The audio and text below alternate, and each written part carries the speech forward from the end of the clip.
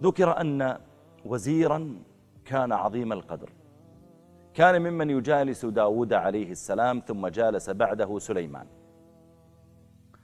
فدخل في يوم من الأيام رجل على سليمان يسلم عليه، وكان هذا الرجل ينظر بنظرات مريبة إلى هذا الوزير. فلما خرج الرجل قال هذا الوزير وهو فزع، قال: يا نبي الله، من هذا؟ قال: لما؟ قال: قد والله أخافني وأرعبني. قال: هذا ملك الموت. قال الوزير: يا نبي الله، أسألك بكذا وكذا، إلا أمرت الريح أن تحملني إلى الهند. قال: يا رجل لا عليك. قال: سألتك بالله.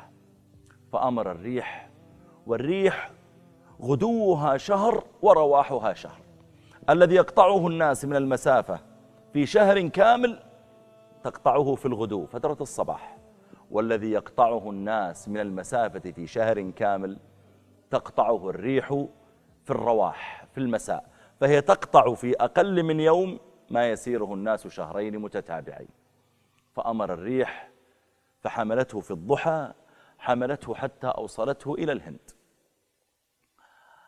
فلما كان من غد دخل ملك الموت عليه السلام إلى سليمان يسلم عليه كما كان يفعل.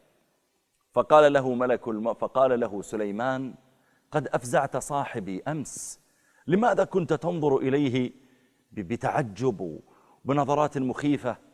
قال: يا نبي الله، لا تلمني، فإني عجبت من بقائه عندك، وأنا قد أمرت بقبض روحه بعد الظهر في الهند. قال سليمان: فماذا فعلت؟ قال: ذهبت إليه بعد الظهر وإذا هو ينتظرني في الهند، فقبضت روحه. وما تدري نفس ماذا تكسب غدا، وما تدري نفس بأي أرض تموت. يا رب العالمين